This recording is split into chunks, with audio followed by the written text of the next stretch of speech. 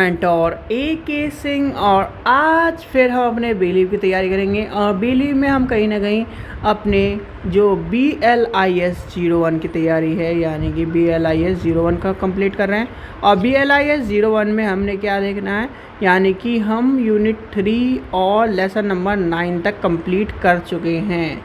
आज हमारा जो लेसन नंबर 10 है, यानी कि लेसन नंबर 10 कंप्लीट करना है। और लेसन नंबर 10 में हमें देखना है कि जो कहीं ना कहीं पुस्तकालय विकास में विभिन्न संस्थानों का योगदान रहा है उसे जानना है।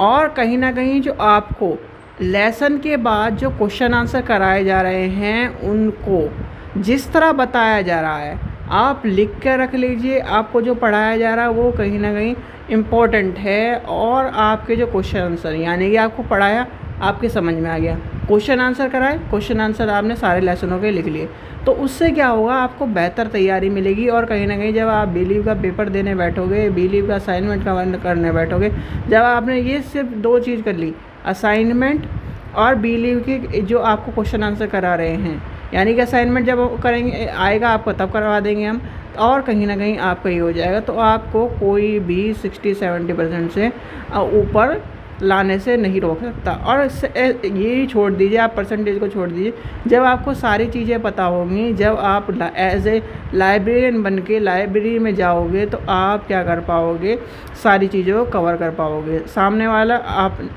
यानी कि आपके काम पर चैलेंज नहीं कर पाएगा। तो इसलिए कहीं ना कहीं आपको सारी चीज़ों का पता होना चाहिए कि लाइब्रेरी क्या है, लाइब्रेरी में किस तरह काम होता है, कौन कौन से संस्थान इससे जुड़े हुए हैं, कैसे संस्थान क्या कर रहे हैं, काम कर रहे हैं। तो ये आपको जब पता होगा तो आप क्या करोगे, सामने वाले को बीट कर सकते हो। जैसे कि कई बार ऐसा हुआ है, जैसे हमारे जो सर थे उनके यानी इंस्पेक्शन वाले आए और कहीं ना कहीं वो कहने लगे ये क्या है, ये क्या है। तो कहने लगे कि आपने रजिस्टर यानी एक्सेशन रजिस्टर आपने पूरा फिल नहीं कर रखा। कि सर मेरे को पता है कि क्या काम है। और रही बात एक्सेशन रजिस्टर की, एक्सेशन रजिस्टर में जो चीज़ें अप टू डेट है, जितनी अप टू डेट है उतना ही, यानी कि इतनी तारीख से पहले तक कुछ भी यानी कि अप टू डेट नहीं हुआ है। यानी कि जैसे मान लीजिए टिल डेट, अब मान लेते हैं कि एक्सेशन रजिस्टर में 3 महीने पहले किताब आई है, 3 महीने तक कुछ नहीं आया, तो भाई अप टू डेट क्यों करेंगे यार, उसमें कुछ और चीज़ थोड़ी ऐड करेंगे, तो उतना ही तो ऐड करेंगे। तो ये भी आपको, तभी आप चैलेंज कर सकते हो, तभी आप अपने काम के लिए एक तरह से सामने वाले को कह सकते हो, जब आपको पूरा का पूरा चीज़ें को पता हो या फिर आप कंप्लीट कर पाओ। तो चलिए शुरू करते हैं आज का लेसन, यानी कि आज का चैप्टर 10 शुरू करते हैं। तो सबसे पहले क्या करना है, वीडियो को लाइक करना है, चैनल को सब्सक्राइब करना है, वीडियो को ज़्यादा से ज़्यादा शेयर करना है, टेलीग्राम ग्रुप को ज्वाइन कर लेना है, जिससे आपके जो PYQs है और जो असाइनमेंट आएंगे आपके जो उसके PDF है आपको टेलीग्राम चैनल पर मिल जाएं। तो चलिए शुरू करते हैं आज का लेसन नंबर 10, यानी कि यूनिट नंबर 3 लेसन नंबर 10। और लेसन का नाम क्या है आपका, पुस्तकालय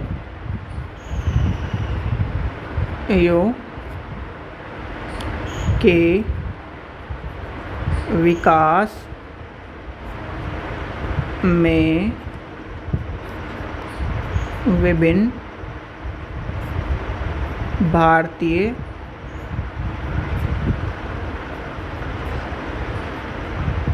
संस्थानों का योगदान। ठीक है। और इसमें कौन कौन क्या क्या पढ़ना है हमें, इसके अंदर हमें योगदान में पढ़ना है UGC पढ़ना है, RRLF पढ़ना है, ठीक है, यानी और निस्केयर पढ़ना है, और आपका निस्डॉक पढ़ना है। ये 4 चीज़ें हमें पढ़नी है जो कि आपके इम्पोर्टेंट रहती हैं। और कहीं ना कहीं आपके जब लाइब्रेरी एग्ज़ाम होता है कि UGC का क्या योगदान है, UGC के कितने % ये चीज़ें हैं, UGC में क्या है, उसके क्रियाकलाप क्या है, समितियाँ क्या हैं, आपको ये सब चीज़ें पता होनी चाहिए। UGC द्वारा नियुक्त प्रमुख आयोग पता होने चाहिए। तो ये कहीं ना कहीं पूछे जाते हैं।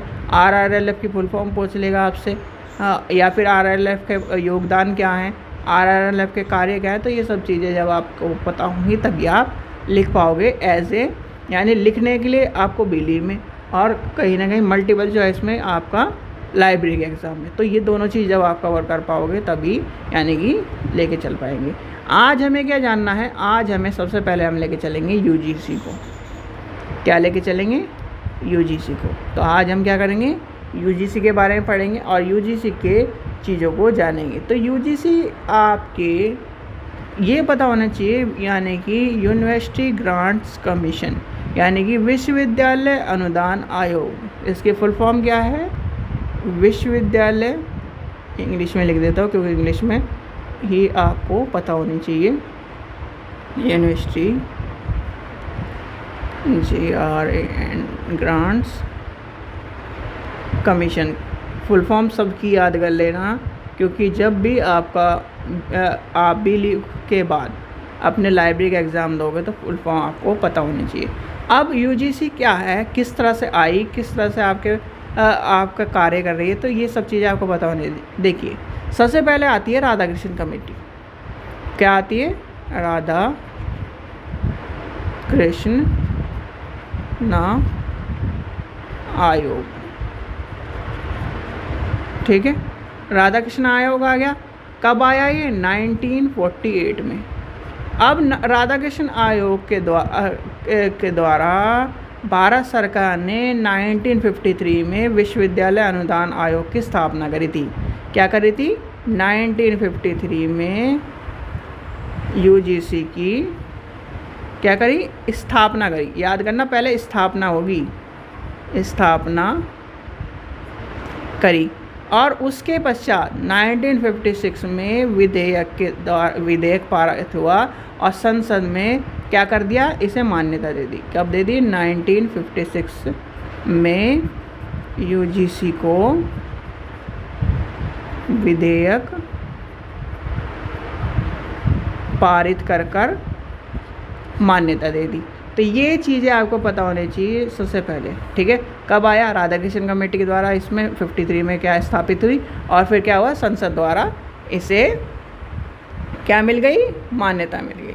अब आते हैं इसी काम को आगे बढ़ाते हुए आपके जो और हमारे रंगानाथन जी ने, यानी कि रंगानाथन जी ने यूजीसी के गठन में पुस्तकालय समिति के प्रतिवेदन में महाविद्यालय और विश्वविद्यालय, किसमें? महाविद्यालय और विश्वविद्यालय के पुस्तकालय संबंध में योगदान की बात करी। और इस समिति के अध्यक्ष कौन रहे? रंगानाथन जी रहे। यूजीसी ने 1959 में क्या करा? यूजीसी ने 1959 में आपके कॉलेज और यूनिवर्सिटी की लाइब्रेरी के कहीं ना कहीं एक तरह से अंतर्गत प्रकाशित के लिए बात करी, ठीक है। कब करा? 59 में, यानी कि इसके देखिए कितने वर्ष? 3 वर्ष। कितने वर्ष? 59 में कब आया? यानी 1959 में आई, तो 3 वर्ष। तो 3 वर्ष का इसमें आपको चीज़ें देखने के लिए मिलती है। फिर आपका आता है कि जो पुस्तकालय, यानी कि विश्वविद्यालय के कहीं ना कहीं और महाविद्यालय के पुस्तकालय और महाविद्यालय और अन्य शोध के पुस्तकालय समितियों में और अनुदान में कहीं ना कहीं जो इसी का योगदान रहा है। यूजीसी ने कहीं ना कहीं 1991 में प्रोफेसर यशपाल अध्यक्षता कमेटी के साथ आपके इंफॉर्मेशन लाइब्रेरी नेटवर्क की स्थापना करी थी। किसकी स्थापना करी थी? लिखिए, इसे भी लिखिए। 1991 में यूजीसी ने यशपाल कमेटी, यानी कि यशपाल की अध्यक्षता में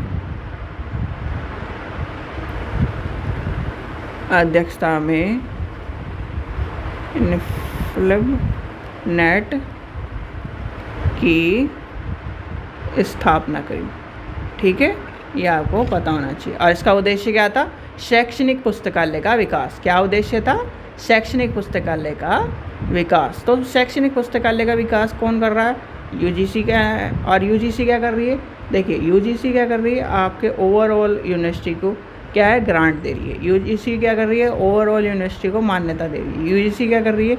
ओवरऑल यूनिवर्सिटी के सारे रिकॉर्ड रख रही है कि ये क्या है, हमारी ये यूनिवर्सिटी हैं, ये और इतनी यूनिवर्सिटी हैं, ये प्राइवेट है, ये डिस्टेंस है, ये क्या है आपकी ये इस तरह की यूनिवर्सिटी है, मतलब डीम्ड यूनिवर्सिटी है, आपको पता होगा डीम्ड यूनिवर्सिटी है, सेंट्रल यूनिवर्सिटी हैं, आपकी प्राइवेट यूनिवर्सिटी हैं। तो ये सब चीज़ें कौन रिकॉर्ड रखता है, कौन मान्यता दे रहा है, कौन चीज़ों को लेके चल रहा है, आपका यूजीसी। ठीक है, यहाँ तक की बात समझ में आएगी। यूजीसी का कार्यालय कहाँ है? अगर आपसे कोई पूछने लगे यूजीसी का कार्यालय कहाँ है? दिल्ली में है। ठीक है, यहाँ तक की बात आ गई। अब आते हैं क्रियाकलाप पर। किस पे लेके चलते हैं? क्रियाकलाप। यूजीसी के क्या है? क्रियाकलाप को पढ़ते हैं। अब यूजीसी के क्रियाकलाप क्या होंगे? भाई आपको पता है कि पूरे देश में विश्वविद्यालय के लिए काम करता है, तो कहीं ना कहीं केंद्र और राज्य सरकार के मध्य एक तरह से समन्वय स्थापित करना। क्या करना? केंद्र और राज्य के बीच में समन्वय स्थापित करना। और एक तरह से आपको पता हो जाता है कि आजकल जैसे कि केंद्र और यानी कि ये केंद्र है और ये राज्य है, तो केंद्र राज्य का यानी केंद्र राज्य के ऊपर एक तरह से दबाव तो बना सकता है या उसके हेड तो हो सकता है, पर कहीं ना कहीं केंद्र राज्य के बीच में इस एक तरह संबंध स्थापित करना और विश्वविद्यालय को अनुदान देना, विश्वविद्यालय के साथ कहीं ना कहीं लेके चलना, तो कहीं ना कहीं केंद्र राज्य का तालमेल होना ज़रूरी है। फिर आता है महाविद्यालय, विश्वविद्यालय और अन्य समकक्ष उच्च शैक्षणिक संस्थानों को क्या करना है? अनुदान उपलब्ध कराना है। क्या करना है? यूजीसी का काम क्या है? अनुदान उपलब्ध कराना है। किस किस का?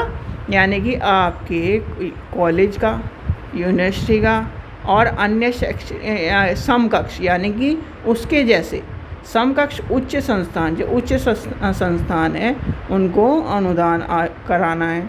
ठीक है, फिर आता है जो उच्च शिक्षा में नेक्स्ट क्या है? उच्च शिक्षा में कहीं ना कहीं सुधार लाने के लिए केंद्र और राज्य सरकार के सुझाव देना कि भाई ये काम कर लो, आप क्या करो कि इस सरकार को क्या है, आप क्या इस यानी कि विश्वविद्यालय के कम है, आप क्या महाविद्यालय कम है, तो आप ये यानी कि जो बड़े कॉलेज हैं, जैसे कि क्या है आपको पता होगा कि आजकल क्या है यूनिवर्सिटी यानी कि यूजीसी ने कहा है जो कहीं ना कहीं विश्वविद्यालय के क्राइटेरिया पूरा कर रहा है कॉलेज, वो विश्वविद्यालय के उसमें आ सकता है। जैसे कि आजकल कुछ आपने देखा होगा जो पहले कॉलेज थे वो अब यूनिवर्सिटी बन गए, तो ये इसी वजह से बने हैं क्योंकि कहीं ना कहीं एक तरह से सुझाव दिया गया था।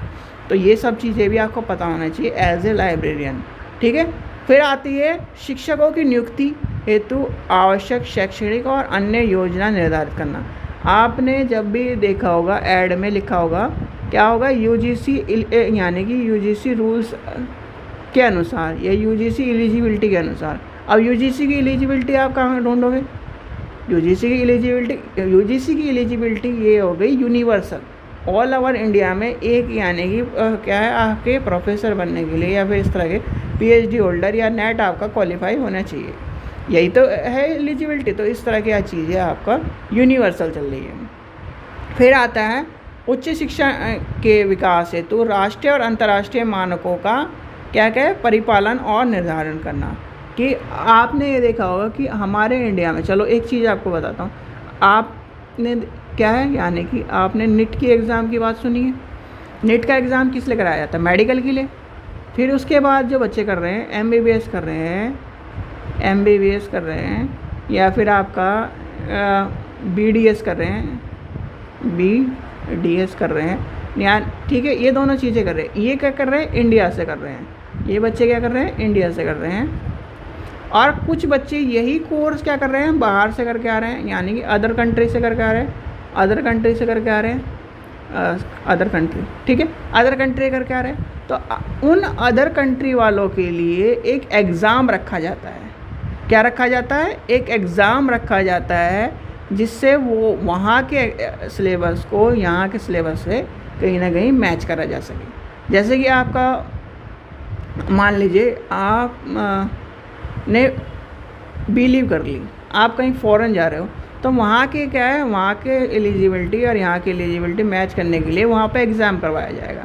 या फिर जैसे कि लॉ में है कि लॉ, वहाँ की लॉ और यहाँ की लॉ को मैच करने के लिए क्या है, बार काउंसिल ऑफ इंडिया एक या फिर एग्ज़ाम कराएगा या फिर कुछ एग्ज़ाम एक तरह से आपका उसके मैच कराएगा। तो यानी कि एलिजिबिलिटी मैच होने के बाद ही कहीं ना कहीं आपको चीज़ें मिलती है। तो इसलिए कहीं ना कहीं सबसे ज़्यादा, और ये भी कहा जाता है कि जो बच्चे बाहर से पढ़ के आ रहे हैं वो उसमें यानी कि इस एग्ज़ाम में सिर्फ 15%, 10% और 15% ही पास हो रहे हैं। ये भी आपको पता होना चाहिए। तो कहीं ना कहीं बच्चे बाहर से पढ़ के आ रहे हैं और कहीं ना कहीं उस एग्ज़ाम को क्लियर नहीं कर पा रहे, तो कुछ भी हो सकता है भाई, हम उस चीज़ में नहीं जाएंगे। ठीक है, आगे चलते हैं। फिर आता है यूजीसी की कमेटी, यानी कि यूजीसी की समिति। ठीक है, अब यूजीसी की समिति के बारे में आपसे पूछा जाए तो यूजीसी की समिति में आपको पता होना चाहिए यूजीसी ने क्या करा। जो बीडी देशमुख यानी सीडी देशमुख ने पुस्तकालय के संबंध में राधाकृष्ण आयोग की संतुष्टियों के लिए क्रियाकलाप और कहीं ना कहीं उच्च शिक्षा के क्षेत्र में स्थापना करने के लिए पुस्तकालय के विकास का परामर्श दिया था। और परामर्श कब दिया था? 1957 में। उन्होंने क्या कहा कि जो एस आर रंगनाथन जी हैं, उनकी अध्यक्षता में एक पुस्तकालय समिति का गठन होना चाहिए। क्या होना चाहिए? एक गठन होना चाहिए। और गठन होने का क्या कहा था कि जब गठन होगा तो इससे क्या होगा, इस समिति यानी इससे देश के विभिन्न जो विश्वविद्यालय पुस्तकालय हैं और कहीं ना कहीं जो पुस्तकालय है उनका कहीं ना कहीं जो विकास होगा। ठीक है, अब जो रंगनाथन समिति है विश्वविद्यालय पुस्तकालय संबंध में, उसने क्या क्या कहा? उसने कहा कि कहीं ना कहीं जो विश्वविद्यालय और महाविद्यालय हैं, क्या कहा, जो आपके वीवी हैं यानी कि विश्वविद्यालय और महाविद्यालयों में, तो क्या कहा, विश्वविद्यालय और महाविद्यालयों में वित्तीय और कहीं ना कहीं चीज़ों को 80 और 20 का अनुदान लेके चलना चाहिए। क्या कहा? 80 और 20 का अनुदान लेके चलना चाहिए। ठीक है, ये बात कही।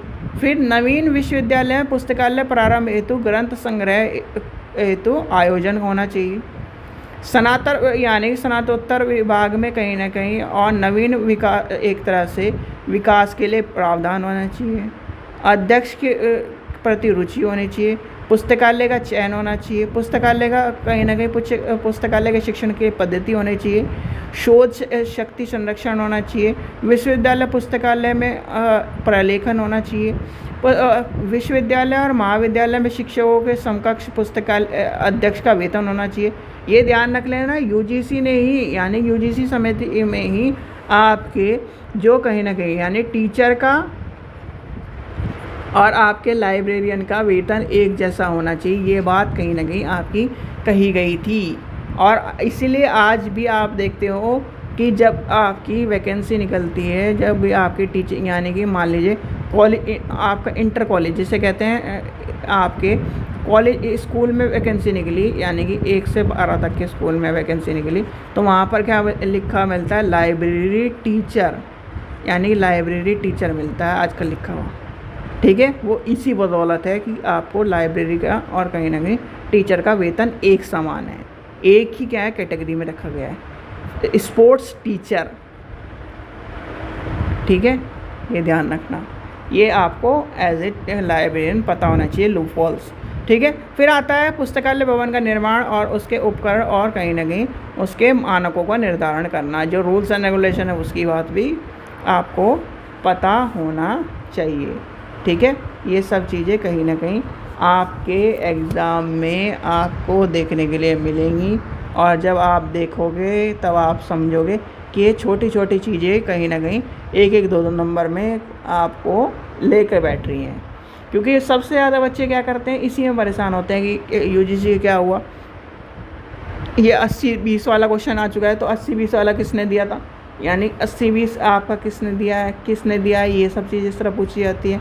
आपका बुक बैंक वाला क्वेश्चन आता है, बुक बैंक कब आया, 1963-64 में आया था, तो वो भी आपको ये सब चीज़ें आपको क्या है पता होनी चाहिए। ठीक है बच्चों, तो चलिए अब चलते हैं यानी कि यूजीसी की जो कहीं ना कहीं आपकी प्रमुख आयोग एंड समितियां हैं, यानी कि यूजीसी की क्या है प्रमुख आयोग और समितियां हैं, वो भी लिख लीजिए। यूजीसी के प्रमुख आयोग और समितियाँ। ठीक है, मैं बता देता हूँ, लिखिए। सबसे पहले आती है पुस्तकालय समिति, यानी कि क्या है, लाइब्रेरी पुस्तकालय समिति। ये कब आई, 1957 में। फिर आता है पुस्तकालय विज्ञान समीक्षा समिति। क्या है, पुस्तकालय विज्ञान, लाइब्रेरी साइंस पर समीक्षा समिति, 1961। फिर आता है शिक्षा आयोग, पाल समिति, आपकी विश्वविद्यालय यानी विश्वविद्यालय और पुस्तकालय के राष्ट्रीय नेटवर्क प्रणाली की समिति, जिसे हम क्या कहते हैं, इम्फ्लिबनेट। ठीक है, आपका फिर आता है आपका पुस्तकालय एवं सूचना विज्ञान पाठ्यक्रम विकास समिति, 90 में आई थी, 90 से 1993। फिर आपका आ जाता है पुस्तकालय सूचना विज्ञान पर पाठ्यक्रम विकास समिति, जो कि आई थी 2010 में। ठीक है, तो ये आपको क्या करना लेना है, इन समितियों को याद कर लेना है और फालतू की चीज़ें नहीं याद करनी है हमें। क्या करना है, इन समितियों को याद कर लेना है। और ये क्या करती हैं, अनुदान में काम आती हैं, आपके पुस्तकालय के विकास में काम आती है, वित्तीय आवश्यकताओं की पूछताछ पर कहीं ना कहीं पूछताछ के लिए काम आती है, विश्वविद्यालय में अनुदान के लिए काम आती है। तो ये सब चीज़ें आपको पता होनी चाहिए। फिर आते हैं आपके हम क्रियाकलाप पे, यूजीसी के क्रियाकलाप। ठीक है, अब यूजीसी के क्रियाकलाप क्या है, यूजीसी क्रियाकलाप है अनुदान कर, यानी कि अनुभव जो कहीं ना कहीं है, अनुदान है, आपके पुस्तकालय के जो यानी कि भूमिका मूल्य है, महत्व है, अनुदान करना है, उसकी कहीं ना कहीं अध्यक्षता है, समितियां हैं, उसको फर्नीचर है, उसके विकास के हैं, पुस्तकालय को एकत्र करना है, पुस्तकों को लेके चलना है। तो ये सारी चीज़ें आती हैं। अब पुस्तकालय के विकास में सक्रिय योगदान कौन कौन दे रहा है, आपके पुस्तकालय यानी कि पुस्तक बैंक, यानी कि आपका सबसे चीज़ ध्यान रखना, एक और कुछ याद रखो ना करो, पुस्तक बैंक का क्वेश्चन आ चुका है। पुस्तक बैंक, तो पुस्तक बैंक कब आया, यह आया था 1963 से 64 तक। ठीक है, 1963 से 64 तक आया था, और पुस्तक बैंक का आपको पता होना चाहिए। फिर आता है क्षेत्रीय पुस्तकालय केंद्र। क्षेत्रीय पुस्तकालय केंद्र कब आया, 1976। अध्यक्षा केंद्र, राष्ट्रीय सूचना केंद्र एवं यानी अंतर विश्वविद्यालय केंद्र, क्षेत्रीय अध्ययन केंद्र, संग्रह विकास, पुस्तकालय भवन, और कहीं ना कहीं आपके जो फर्नीचर हैं और उपकरण हैं वो भी आपके क्रियाकलाप में, यानी कि पुस्तकालय विकास में, यूजीसी के क्रियाकलाप में आपको देखने के लिए मिलता है। ठीक है, तो पुस्तकालय विकास में जो आपका आता है, और पुस्तकालय विकास में पुस्तक यानी कि बुक बैंक, इसे क्या क्या कहते हैं, बुक बैंक। और बुक बैंक के बारे में मैं आपको डिटेल में भी थोड़ा सा बता देता हूँ, क्योंकि ये क्वेश्चन आ चुका है। तो सबसे पहले आपको ये पता लगे कब आया। अब ये क्या करता है, विश्वविद्यालय यानी कि यूजीसी के ने पुस्तक बैंक का नाम एक नई योजना के क्रियाकलाप के लिए कहीं ना कहीं सभी विषयों की मांग, पाठ्य पुस्तकों की यानी अनेक प्रतियां और उसके कहीं ना कहीं अनुदान प्राप्त करने के लिए, योजना बनाने के लिए, उद्देश्य के लिए, और जो गरीब लोग हैं उनकी योजना के लिए एक तरह से कार्यक्रम करा। ठीक है, अब इसमें क्या हुआ, इसमें प्रारंभ में स्नातकोत्तर महाविद्यालयों को 1500 रुपये तथा स्नातक और महाविद्यालयों को एक तरह से 10,000 रुपये पुस्तक बैंक के स्थापना हेतु उपलब्ध कराए गए।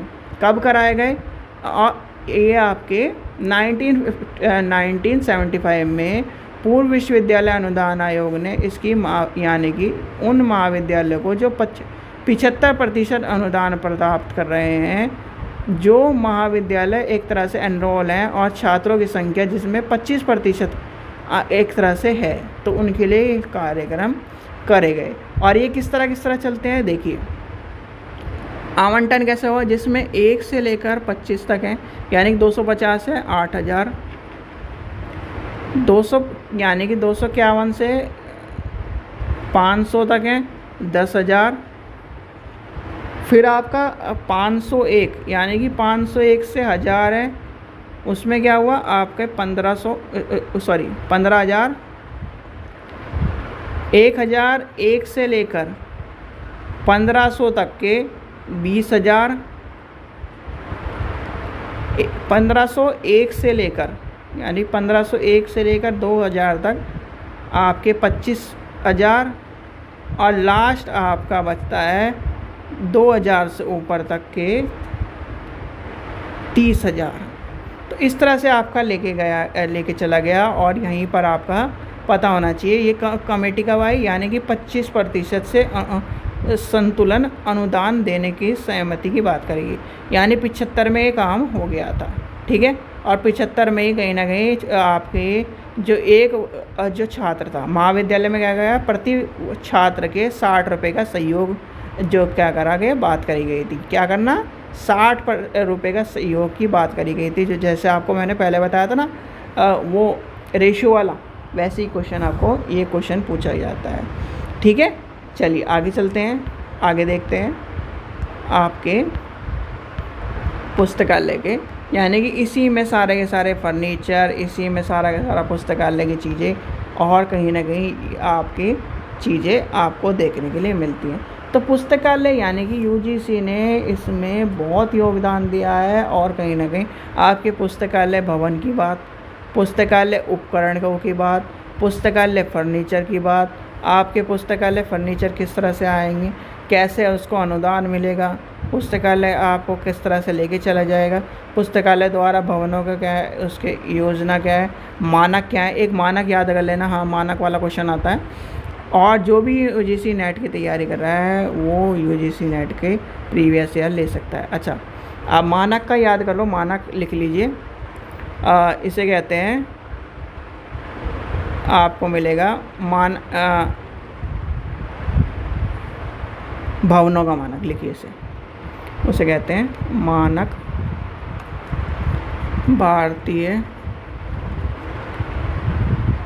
पुस्तकालय भवन के अभिकल्प के बारे में। और मानक क्या है, मानक लिखिए 15:1533:976 सॉरी। तो ये आपको मानक आपको पता होना चाहिए, पूछ लिया जाए तो आपको मानक का पता होना चाहिए। नंबर क्या है, 15:15:33, ठीक है, और 971, ये ध्यान रखना, ठीक है। तो ये था आपका यूजीसी के बारे में इम्पोर्टेंट। देखो आपको मैंने टप्पे मारना जिसे कहते हैं वो ही बता रखा है, आपको सिंपल तरीके से बता रखा है।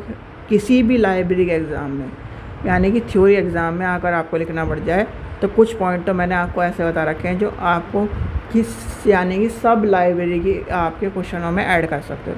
लाइब्रेरी का विकास करा, इस समिति ने कहीं ना कहीं लाइब्रेरी के विकास में अपना योगदान दिया, और इस तरह की चीज़ें आपको पता होनी चाहिए, ठीक है। जैसे अभी आपको मैंने सारी चीज़ें कहीं ना कहीं पॉइंट में लिखवाई, क्रियाकलाप, उसका योगदान, इसकी चीज़ इस तरह से, तो आपको इस तरह से कहीं ना कहीं लेके चलना है, ठीक है। तो ये था आज का आपका यूजीसी। और अब यूजीसी के बाद हमें पढ़ना है RRL, यानी कि राजा राम मोहन राय लाइब्रेरी के बारे में, फाउंडेशन के बारे में पढ़ना है, ठीक है बच्चों। तो वो पढ़ेंगे हम कल। आशा करता हूँ आपको वीडियो पसंद आई हो। वीडियो पसंद आए तो लाइक करें, चैनल को सब्सक्राइब करें, वीडियो को ज़्यादा से ज़्यादा शेयर करें। Thank you.